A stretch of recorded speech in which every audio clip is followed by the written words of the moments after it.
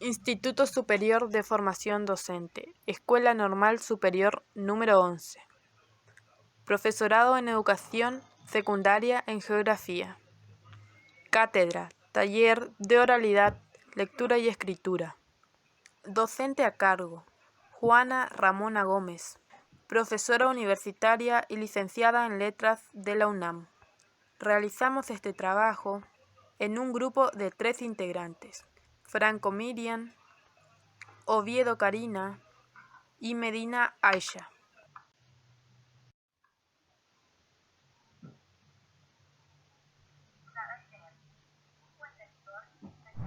Saber leer. Un buen lector es aquel que analiza lo que está leyendo, disfruta de la lectura, lee por placer, encuentra momentos para poder disfrutar de ella, se mete en la lectura, se cuestiona y busca sentido a lo que está leyendo.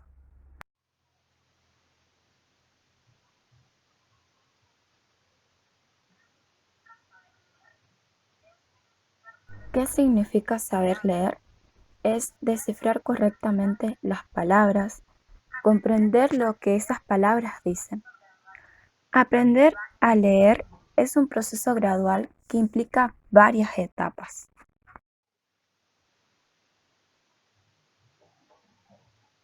Parodi toma en cuenta lo que describe la Real Academia Española acerca de lo que es leer.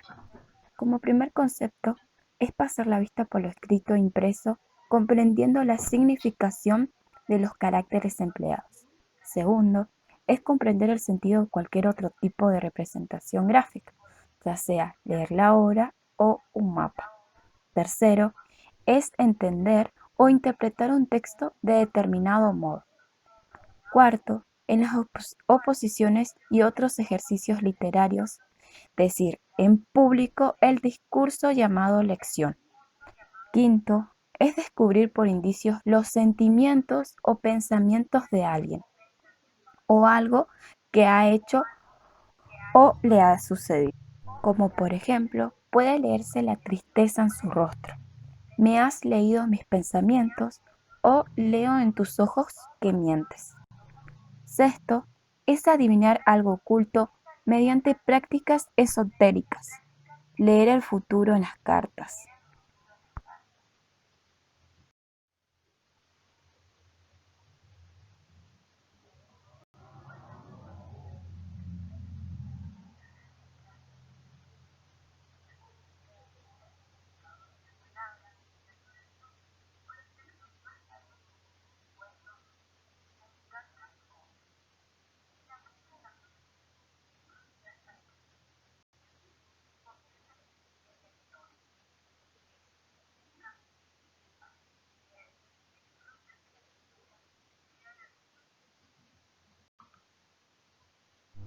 En la escuela, los niños y niñas deben aprender a conocer las letras y sus sonidos, y a comprender el significado de las palabras, las oraciones o los textos más largos como cuentos, noticias, cartas o otros. El apoyo de la familia es crucial para que los niños y niñas se conviertan en lectores. Eso significa que sepan leer, disfruten de la lectura y lean habitualmente. En diversas situaciones utilizamos el verbo leer.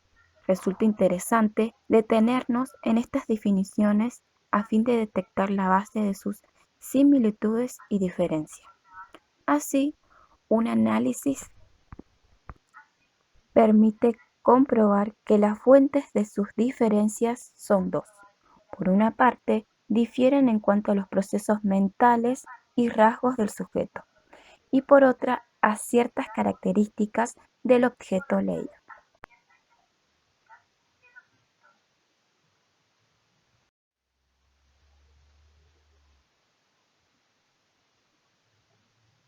El sujeto lector posee conocimientos sobre un sistema de lengua, que son las competencias lingüísticas, y sobre las formas de uso y las funciones que ésta tiene en el contexto social, que son las competencias comunicativas.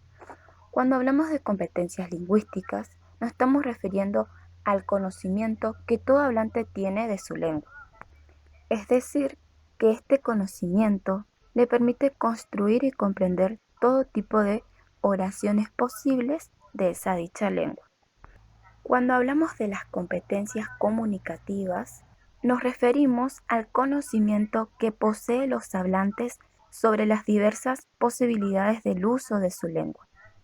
Es decir, el hablante es capaz de reconocer las diferentes situaciones de comunicación y saber cómo actuar en cada una de ellas, ya sea como hablante o como oyente.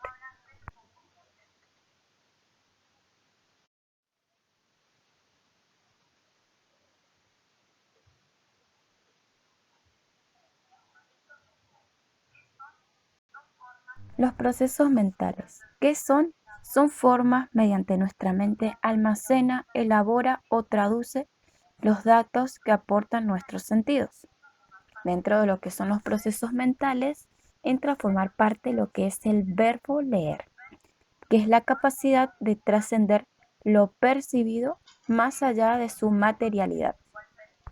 Es decir, el sentido mediante el cual percibimos los signos es siempre la vista, quien carece de este sentido. Es decir, un ciego usa otro sentido que sería el tacto para poder leer. Así, de cualquier modo, todos estos procesos mentales descansan en una capacidad definitoria del ser humano, que es su capacidad simbólica.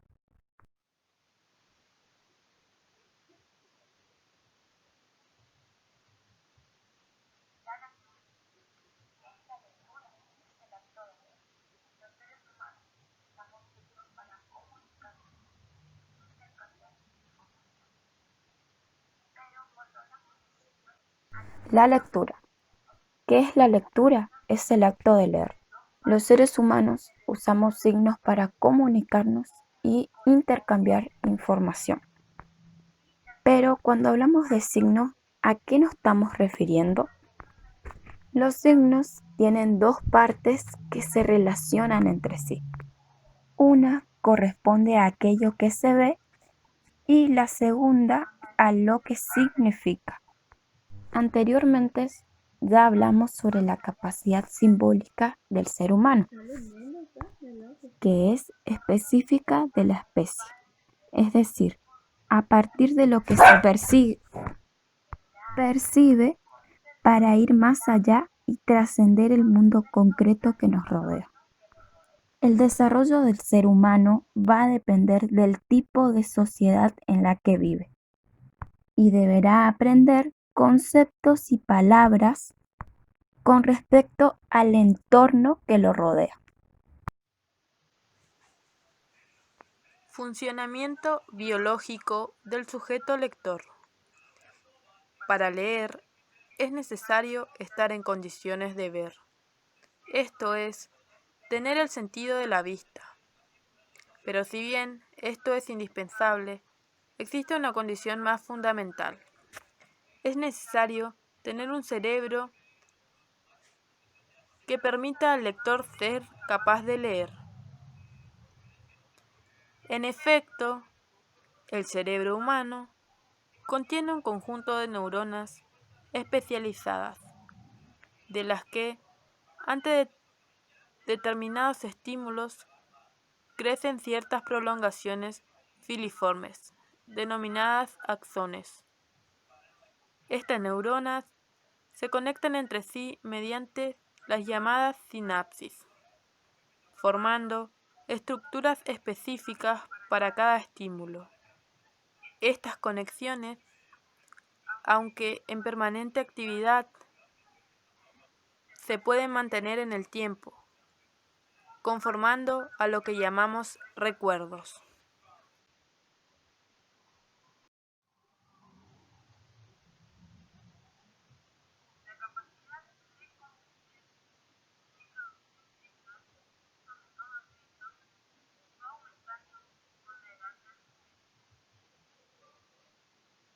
La capacidad de comprender y producir signos, sobre todo escritos, va aumentando con la edad del sujeto.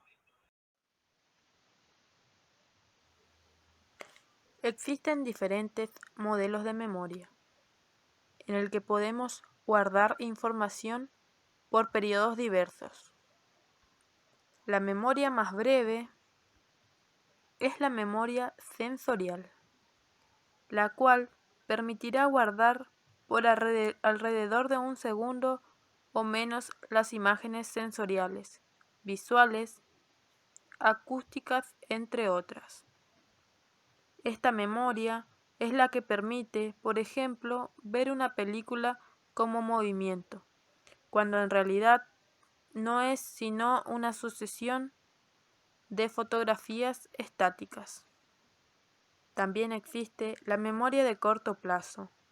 Como su nombre lo indica, mantiene la información por un periodo de algunos segundos, pero se puede prolongar ese tiempo a través de estrategias. Y por último, existe la memoria de largo plazo, que es en la cual podemos guardar información para toda la vida.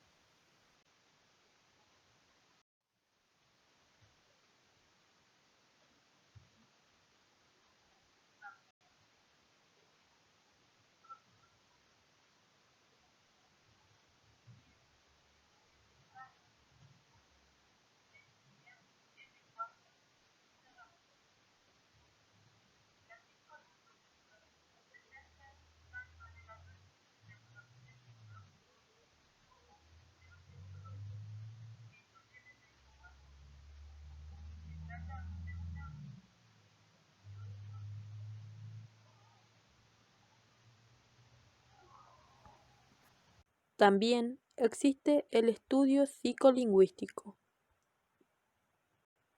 quien es el que se encarga de estudiar el lenguaje y sus herramientas. La psicolingüística se centra tanto en el análisis de los factores psicológicos como de los neurológicos que influyen en el lenguaje, y se trata de una disciplina teórica y experimental. La capacidad de atención del sujeto lector.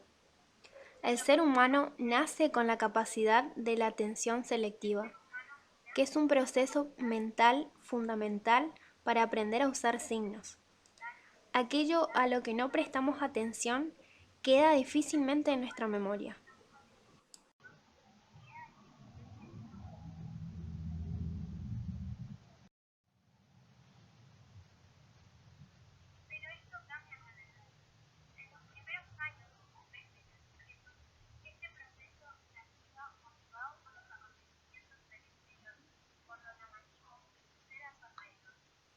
Pero esto cambia con la edad.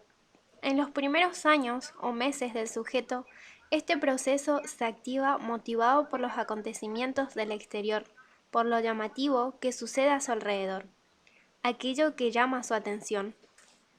El sujeto dirige su atención a lo que desea entender y logra la capacidad de concentración mientras otros se distraen rápidamente.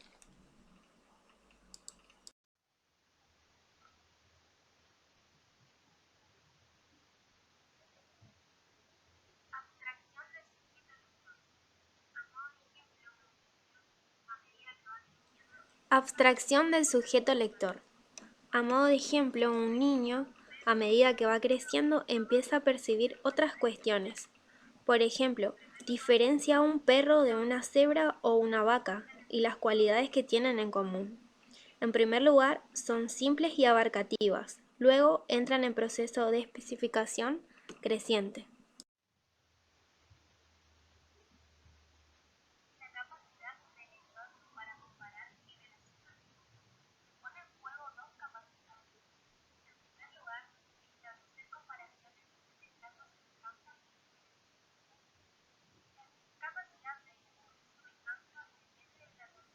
La capacidad del lector para comparar y relacionar. Se pone en juego dos capacidades. En primer lugar, establecer comparaciones detectando semejanzas y diferencias. La capacidad de descubrir semejanza depende de la consolidación de la representación mental de imágenes progresivamente más abstractas. Con posterioridad y gracias a la mayor abstracción que alcanzan los conceptos almacenados en la memoria del sujeto, es posible no solo detectar similitudes menos evidentes sensorialmente, sino también establecer diferencias sobre la base de las semejanzas. Y en segundo lugar, establecer relaciones para darle sentido al mundo en que vivimos.